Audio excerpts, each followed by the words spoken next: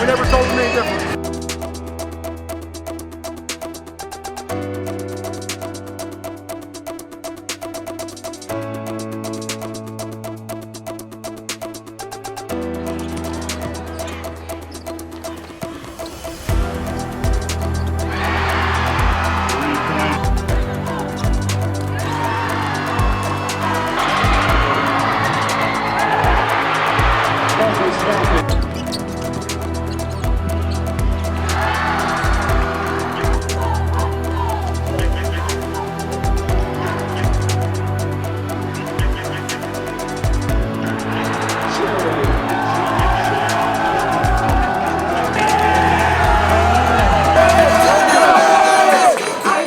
About it. Like sometimes I go to bed, like freshman, sophomore, junior year, just imagining like one day I'll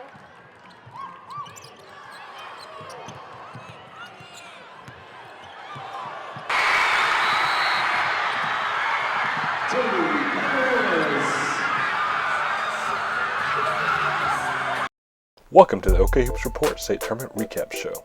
Let's get right into the action with a huge matchup in Class 5A between Tulsa Memorial and Del City. These two teams met in December, the tournament champions, which saw Tulsa Memorial take an early lead, but Del City rallied to win 59-49. Del City is on a 21-game winning streak, including that win. These teams also met in the 2009 state title, which Memorial won. In the state tournament, Del City beat Claremore 73-43 in the quarterfinal, and then beat school district rivals Carl Albert 52-40 to punch their ticket to state title game.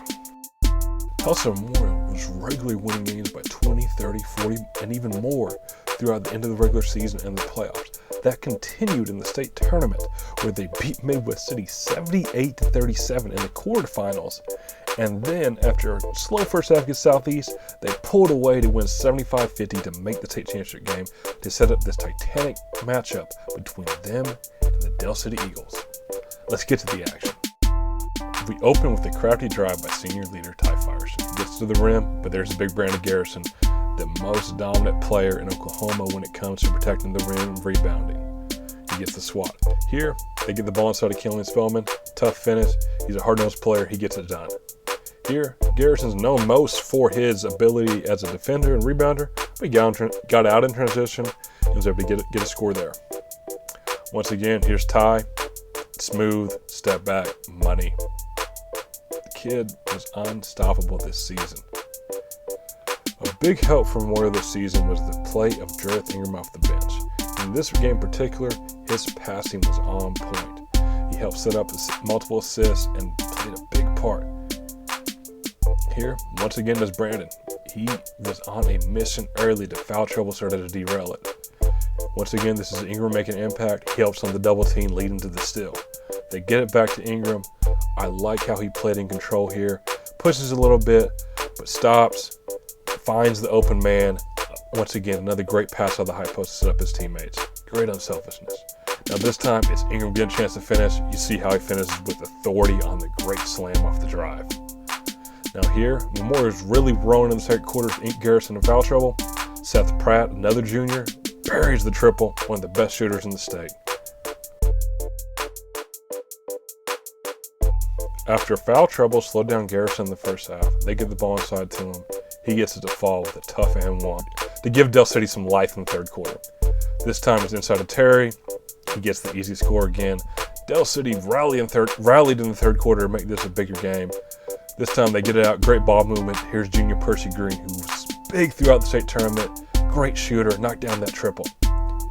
Here it's once again Ingram. He gets it back out. This time it's senior Dominic Turner. He gets inside, tough finish. He had a big day stepping up with Braden Hubbard in foul trouble. This floater by Ty would put an exclamation point on their victory with a double-digit lead in the fourth quarter. At this point, Del City's in scramble. They're trying to trap. Memorial breaks the press. Killian Spellman has no fear. Goes right at Garrison. An amazing finish. Look at that bench. Look at the excitement. Now, with Spellman on the line, only a few seconds left in the game, take in the sights and sounds of another Tulsa Memorial State Championship.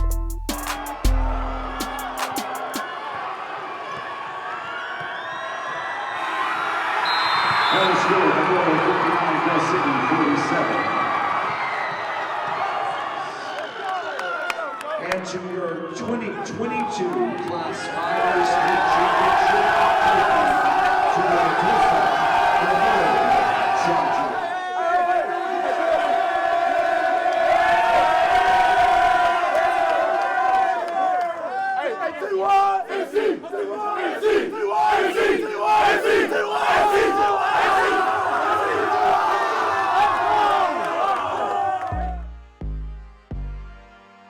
Let's take a break from the state tournament action and take a look at PWP basketball camps.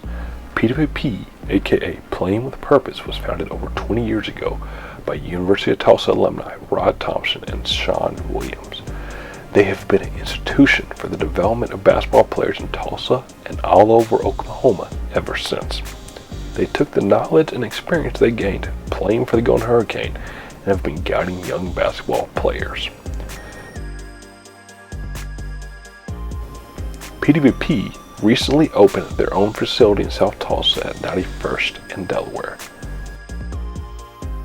PWP basketball camps are not only great for development, they're loads of fun for kids of all ages.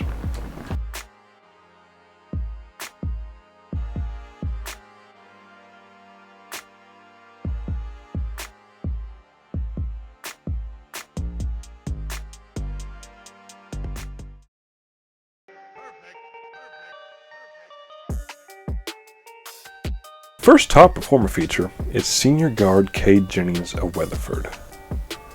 The 6'2" senior was an outstanding shooter, and it was never more apparent than when he banked 6 3-pointers in the first half against Heritage Hall in the quarterfinals of the Class 4A state tournament.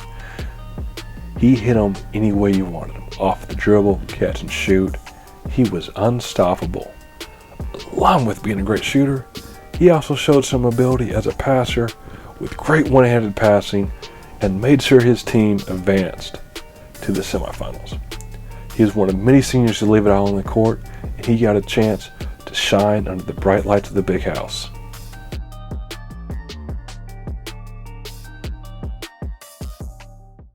Look at the 4A state title game between defending champions Kingfisher and Victory Christian. Kingfisher entered the year with only one loss and the top-ranked team in 4A. They did this even with replacing all 5 starters from last year's state title team. It's no surprise if you watch them play this year. They're an unselfish group that run great offense and great on defense. But right there is Luke Patton with a big jumper late in the first half, giving Victory Christian that lead. Now, here's the ball movement of Kingfisher in action. They swing it around till they find Sternberger open on the perimeter, buries the big 3 late in the first half. Third quarter action, Luke Ridenour gets to the rim, great finish over the taller Udomo. The crowd is pumped. Now here's Udomo on the ball. He's one of the most explosive athletes in the state. Easy blow by to the rim, big time finish. Victory Christian had a lead for a lot of the third quarter and early into the fourth. But Kingfisher won't go away, and they always make the right pass to the open man. There's Ridenour again. Big 3-pointer. Kingfisher staying in the game. Once again, I don't know how he keeps getting open, but he is. Money, back-to-back threes for Ridenour. Now here's a great little set Kingfisher has. Going to get a wide-open lob to Cade Kitchens, another junior just like Ridenour. These boys might have a chance to be pretty good. The crowd is loving again, but you cannot keep Udomo out of the lane. I do not know how he made that, but he did. He's athletic and a great finisher. This time, they find senior Chase Davis. He was big all weekend. It's late in the fourth quarter. We get a screen that opens Maddox Mecklenburg at the top of the key. He drives. Tough finish through contact. They're already ready to defend. They can sense that it is close. This time, after Ridenour brings it up, they set it up again. This play might look a little familiar, because once again, we're about to see Kitchens wide open at the rim, catching a little oop for the easy lay-in, but that's not it. They're right back into their press, and before you know it, they have Victory Christian tied up. There's Kitchens again. Money. It's a 7-point game, and the Yellow Jackets have not looked back.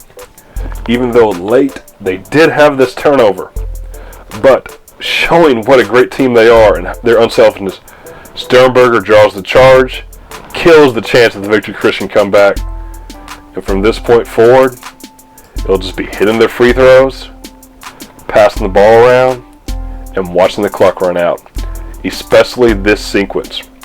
This is perfect for a team like them. Look at the ball movement. They avoid being fouled. Victory cannot catch up, and these boys are about to leave their own legacy for the small town of Kingfisher. Let's watch the celebration.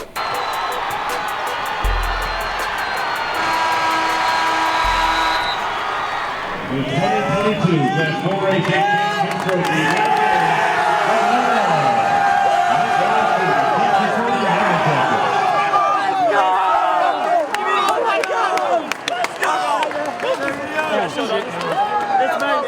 I know, I didn't want to follow up. At some point, when we got to the fourth quarter, I think it said in that there's 8 minutes left in the season. Just had to do our best right there. We all worked together, fight for the best.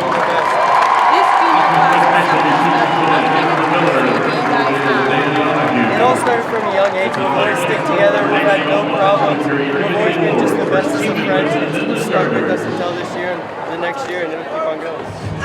I mean, we knew we would be good. I mean, even though we had nobody back, just because we'd seen them practice for 2 years, and a lot of them are younger brothers of the kids that we've had, and you know, we have a big time community as far as our team, and you know, even though they didn't play last year, they were a big time part of it. So I knew we'd be successful. I didn't know that we'd win the last one, but you know, anytime you got a good team, you just gotta have hope that you're gonna do it, and they expect to win, and you know, we never told them any different. So. The Millwood Falcons would win in dramatic fashion on Saturday. I wasn't at that game, unfortunately, but I was there for their quarterfinal victory over Kingston. In that game, it was freshman Jaden Nickens showing why he's one of the best players in the state regardless of class. He is big, athletic, and most importantly, skilled. He got it off the dribble, he hit threes, he can finish the rim, he can pull up. Just an outstanding young prospect. Already has multiple high major offers. What a way for him to end his freshman season with big games in the big house and a state title.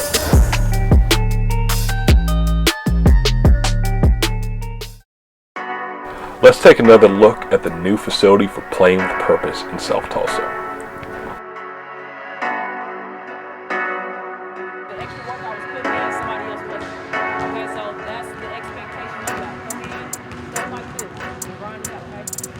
Along with the training that it provides, it's a great place to host AU tournaments where young aspiring coaches can get a chance to cut their teeth.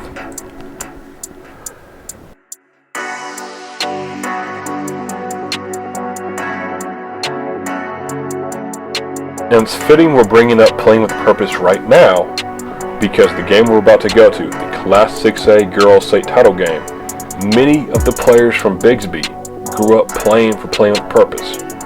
So you know that the training and the facilities they provide will help shape the future of Oklahoma basketball.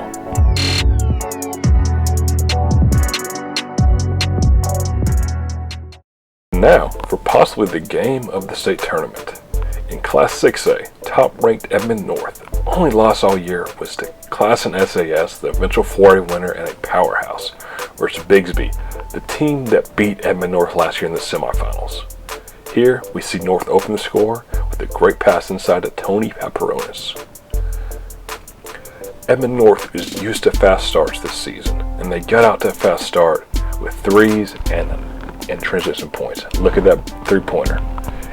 But Bixby would not go away. They get it inside to post player Meredith Mays. She gets the nice little move to score. To end the first half, Edmond North was down a point, but their pressure defense led to a steal for junior L. Paparonis. She would get the easy layup and give Edmond North a small lead going into the break.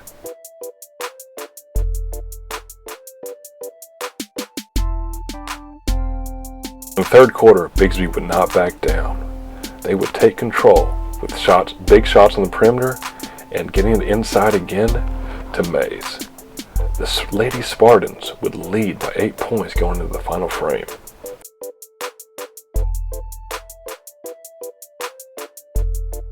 The quarter, Still and her teammates would prove they were worthy of the #1 ranking as they battled back steadily with big shots and great defense.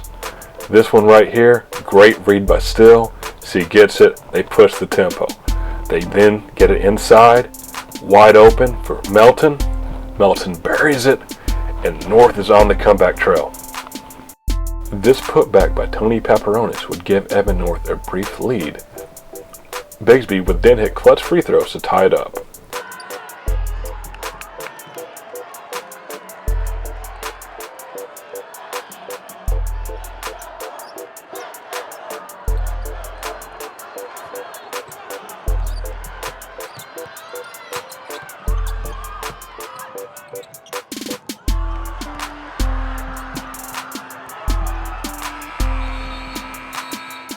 We have some free basketball.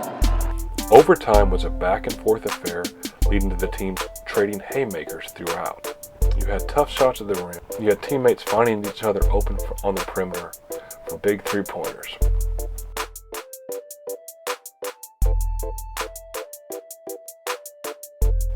This one was a beautiful step back, wide open.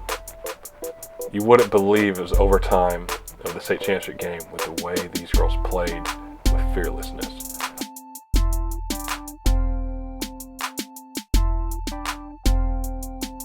Down 2 with about a minute left, Bixby would go back to Mays, who would once again finish in traffic to tie the game, setting up another game-winning opportunity for Edmond North.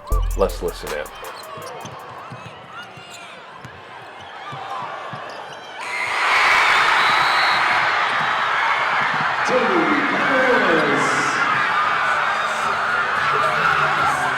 Final score, Edmond North, 89, appreciation to the Edmond North Lady Huskies.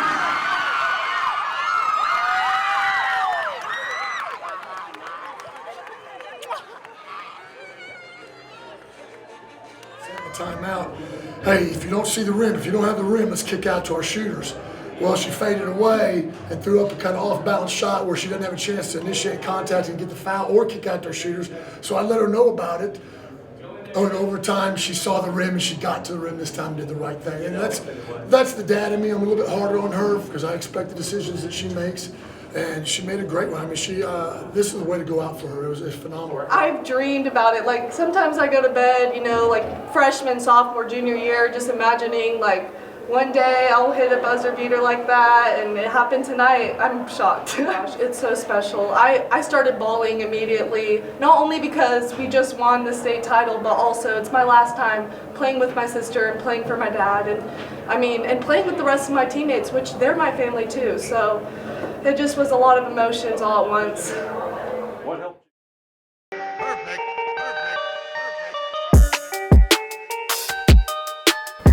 For our last top performer feature, let's take a look at Aaron Potter. The Booker T. Washington senior guard was a monster all year for the Hornets.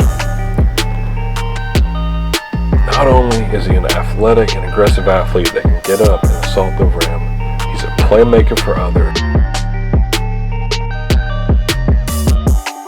Along with his ability to impact the game all over the court, he's also a lights-out shooter, as he showed with the amazing three-pointer he hit to tie it up to end the third quarter against Edmond North.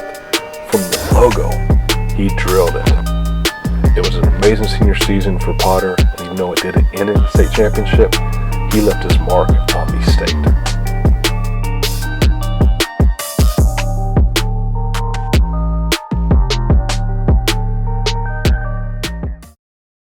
Finally, we have the Class 6A boys state title game between Moore and Edmond North. In a game filled with talented sophomores, it was Dylan Warwick that stood out the most. The physical forward was automatic around the rim. Here we have senior Marcus Dawkins, the heart of the Lions, scoring.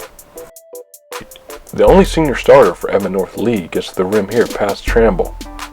But we're about to see why Chiante Tramble had such a big game this game. His ability to push the ball and find gaps in the defense and kind of transition or even off makes allowed him to get to the rim and finish through contact or hit floaters. Early second half, here's sophomore T.O. Barrett showing how explosive he is by getting to the rim and finishing through contact. Few players grew as much this season as Barrett did. Here, good Edmond North ball movement opens up a jumper for TJ Strong, who buries it.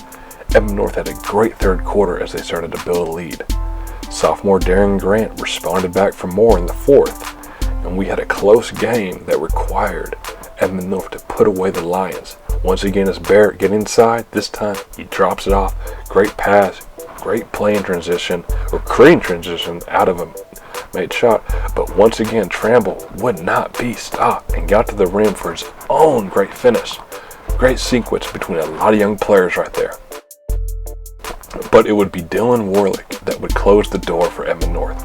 Great finish through contact, earns the trip to the line.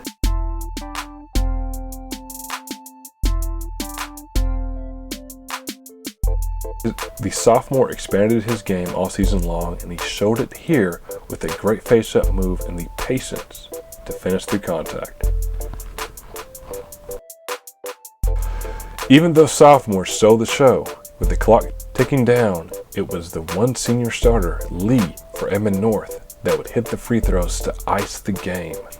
What a way for Lee to finish his career for the Huskies, sealing. Now, with one more defensive stop, let's take in the sights and sounds of Edmond North celebrating a state championship.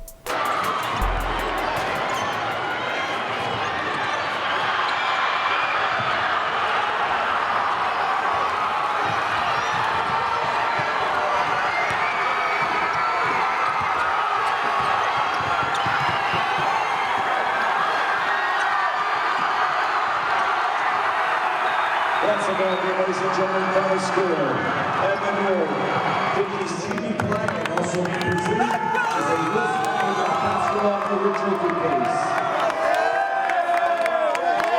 And the 2022 6A State Championship trophy to the Edmond North Huskies.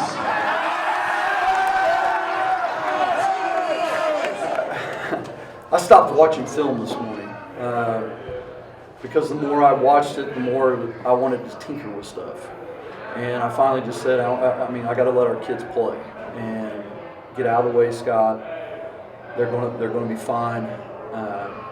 We went through the stuff they run. I thought we'd play more zone. We didn't. That's the second time in a row I thought we'd play more zone against them, and we didn't. So I just needed to get out of the way and let our kids make plays, and that's what they did.